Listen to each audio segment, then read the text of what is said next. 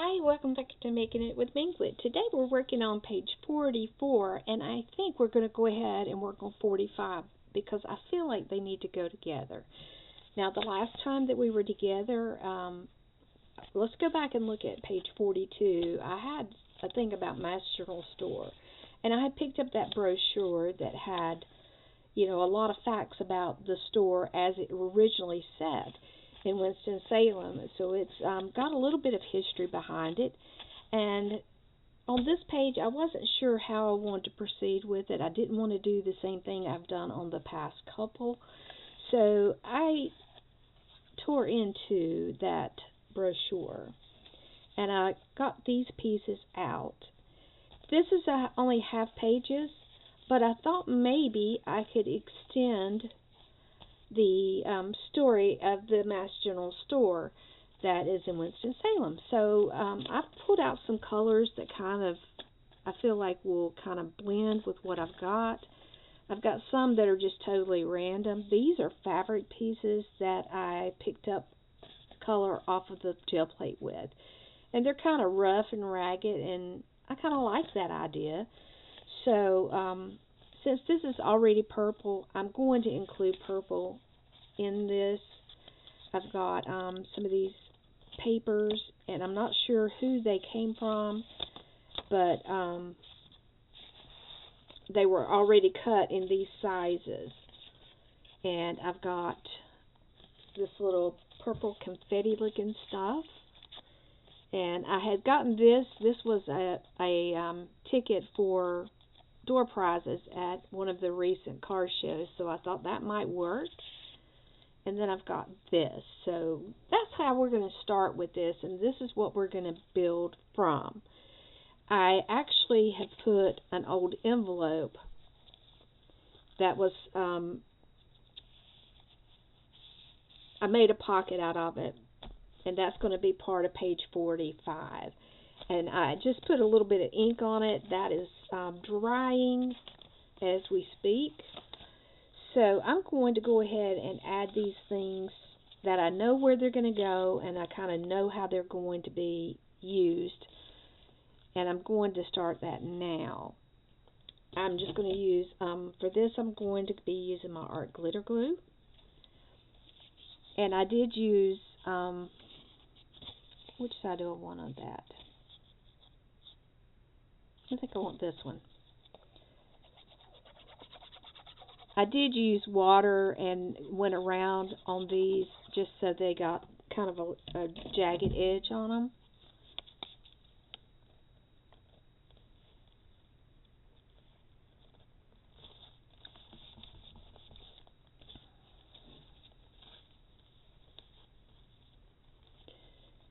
Just going to tear that, and we're going to add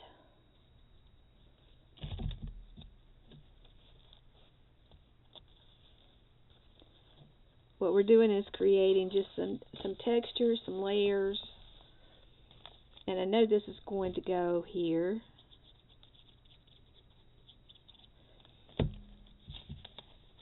As a tab.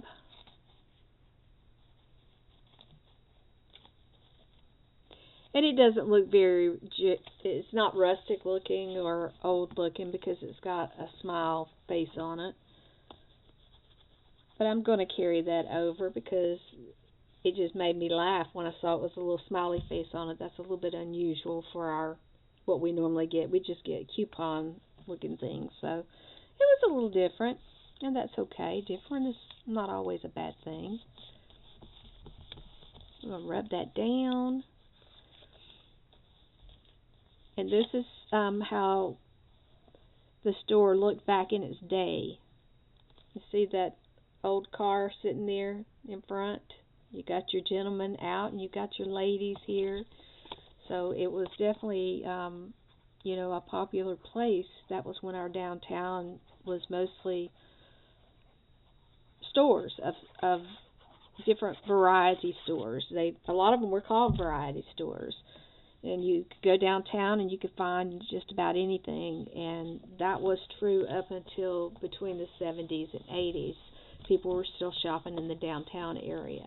By then, a mall had opened, and the use of the buildings downtown just started diminishing, and they had brought back this particular area of the downtown is now considered to be the art district, and you go down there, there's lots of artisan groups that have shops down there. There's lots of places that you can go pop in and have coffee. There's food places. So they've done a lot of revitalization. They made quite a bit of revitalization efforts.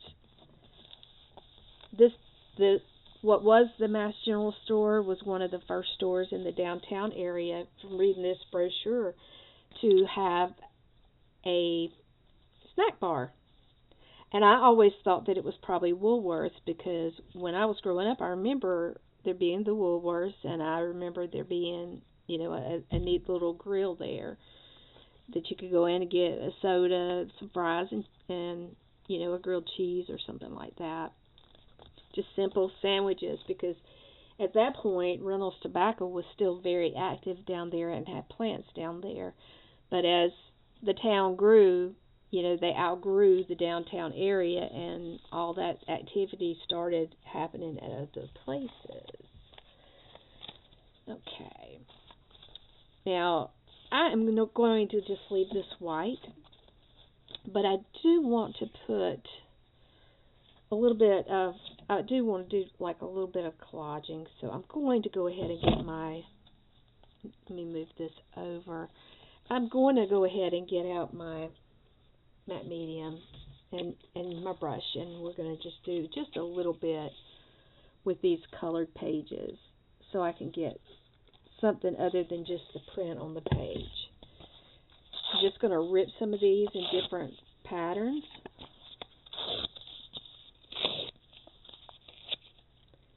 And I've got a little bit of tissue paper here that I kind of like. And then I have this that we've already used. So we're just going to brush this out.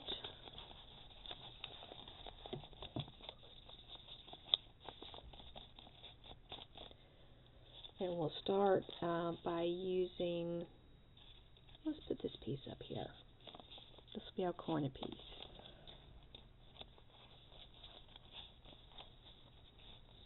Maybe down just a little bit. That way you're still getting some of the printed area. And I think that'll help with some of the layers. I'll put this one here.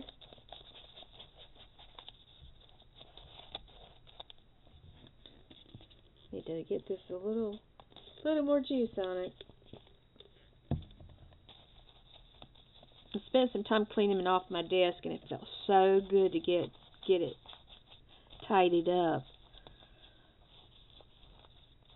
We've been running around. We've been doing a lot of things lately. It feels like we've stayed so busy running around doing things, but it's been fun. It's been lots of fun things. And I never complain about going out and doing fun things.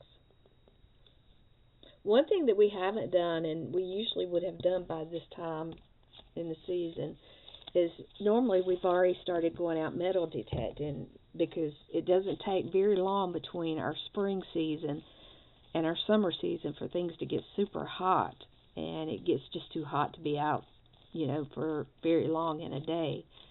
Usually when we go out metal detecting, we'll stay out for 3 or 4 hours, so this is the time of year that we can really enjoy getting out there and hunting for treasure.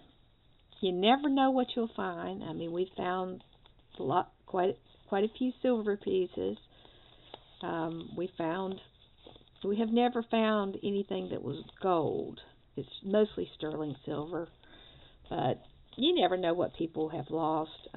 We find coins. Sometimes we go out and we just find junk.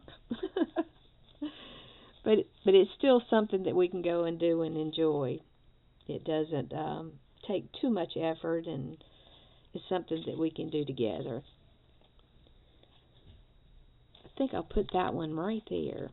And I am not going to be concerned about it being a little bit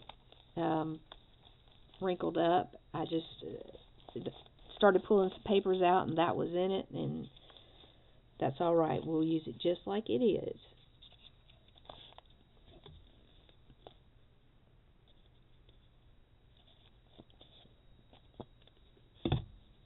Wrinkled tissue paper still is functional. You don't have to be disappointed that it's wrinkled because, you know, that texture, it's just adding texture and color in this case. All right, let's see where we're at with this.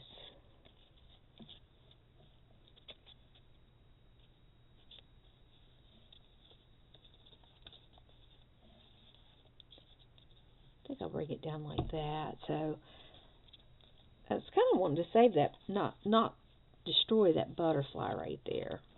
So let's see what we got. Yeah, let's do that. I think that might be the answer.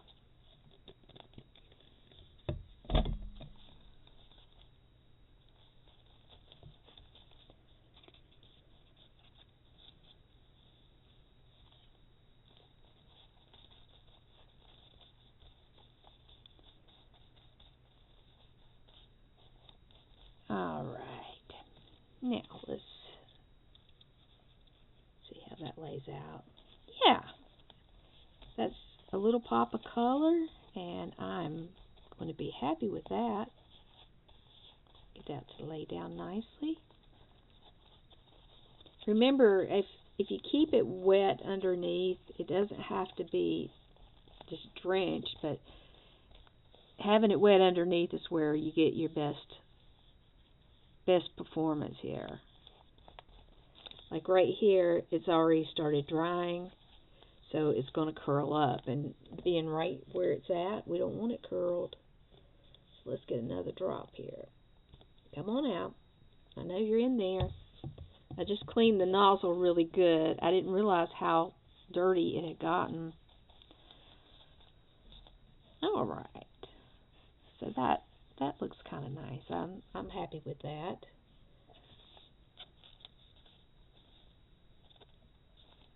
Let's put this down here at the bottom to try to pull those two together. And we're not going to destroy our butterfly that way. But we're going to pull the color in from the other pages. So this will dry, and this is going to be our page 44.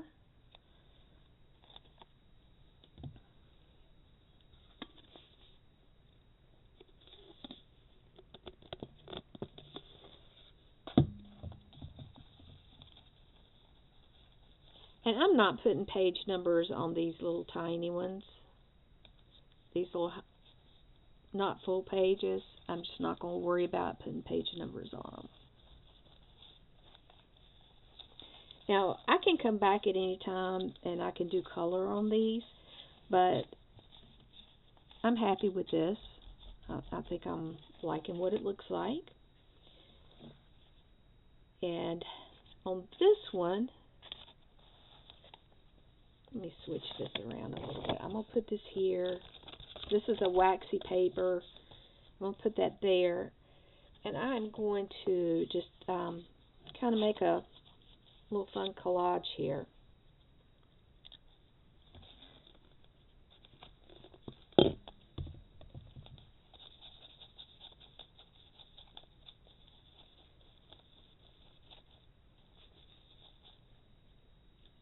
I don't know why I want this. I feel like the smiley face inspires like circles. So we're going to put that circle there. This is pink circles.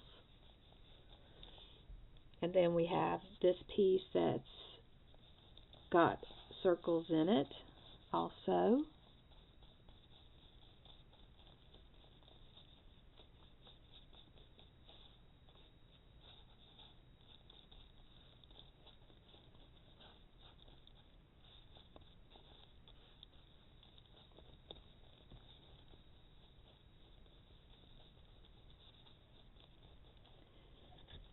Okay, and then this is the last of the purple. I'm going to put that there.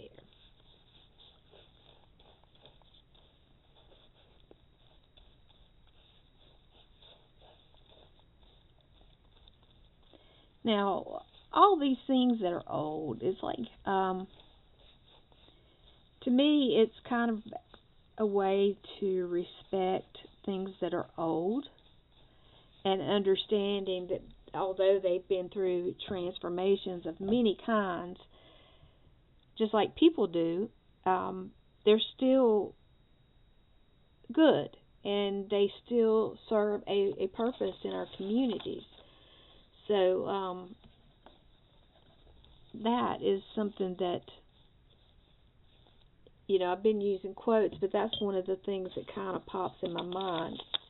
Now, I have this that my friend Carol sent me. It was like she sent me lunch money. It was so funny. At Christmas, my niece had made this dip, and she fell in love with it. I took some over there and shared it with her because she has a little bit of a sweet tooth. And she told me, she said, "I love it. I want you to make me some." And I did.